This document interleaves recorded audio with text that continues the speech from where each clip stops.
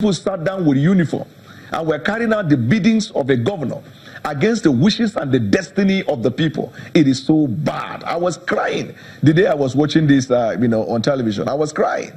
We as a people must decide to fashion out a way forward. It's not about party. Every political party has problem. Every political party has progress.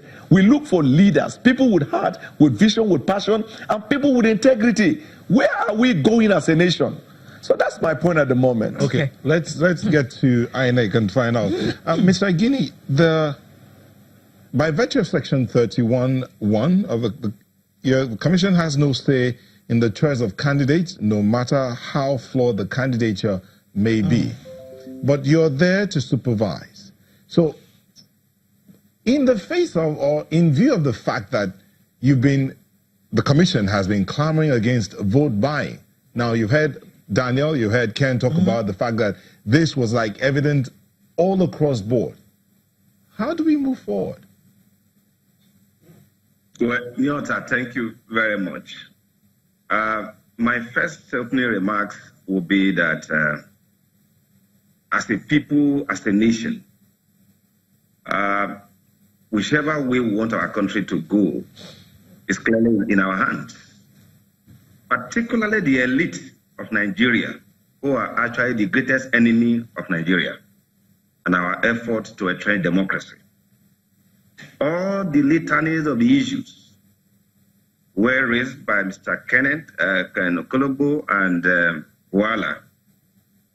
They are clear reflection of what is going on today in the country. It's a sad commentary that after almost 20 years of our current party's democracy, that the political parties, they are still at the infancy of how to nominate candidates for elections. Regrettably, as we all know, the first primary duty of a political party in a democracy is the responsibility to nominate candidates for elections. That's the first primary duty of a political party in any democracy. Now, how far are they doing this? In the light of the demarketing of Nigeria that we are seeing now on account of primary elections, because Nigerians, the entire world, they are watching the nauseous news coming across the country about how this exercise is being carried out.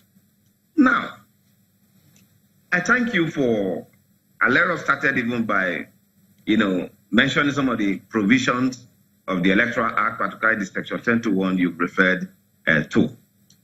But the point that should be noted, which my colleague over there has tried to mention, the fact that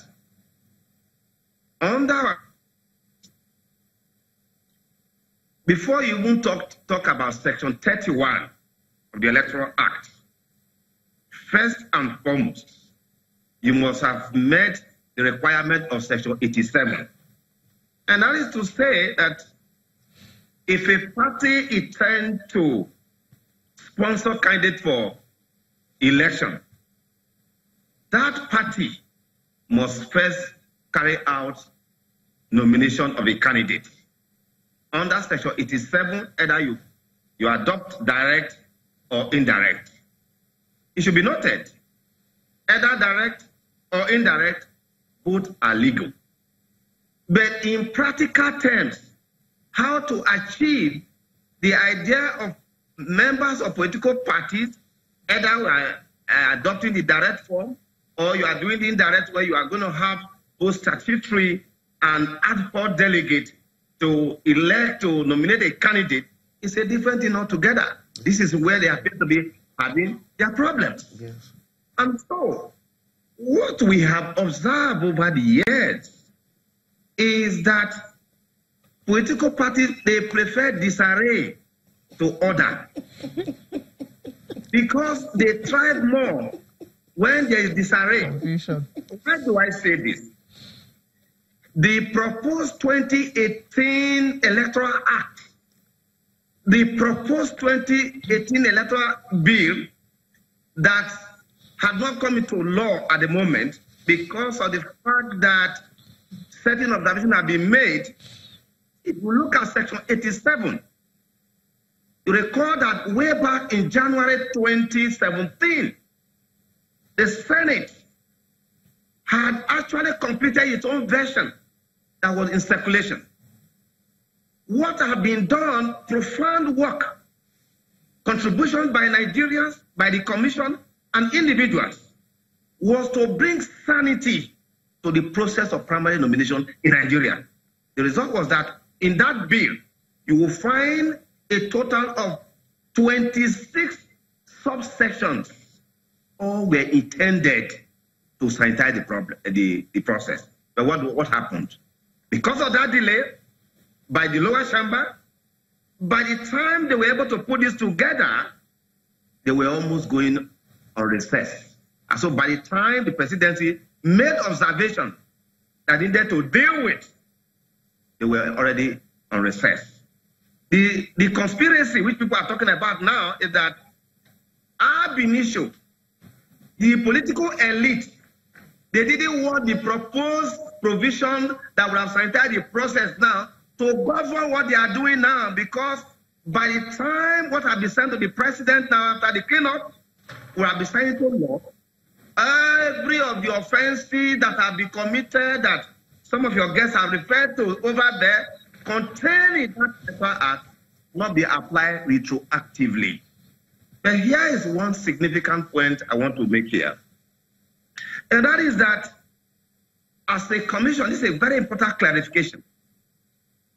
The commission at any given point in time have never shown interest in determining who becomes a candidate of a political party. In fact, God forbid that INEC will one day choose candidate for political party. That will never happen. Okay. However, by virtue of the section you refer to, Section 85, we are requested by the law to observe and monitor that process. Okay. Mr. Igini, we'll take a quick break. We'll just take a quick break, Mr. Igini. We will be back to continue the conversation. Please do not go away. Viewers, please stay with us.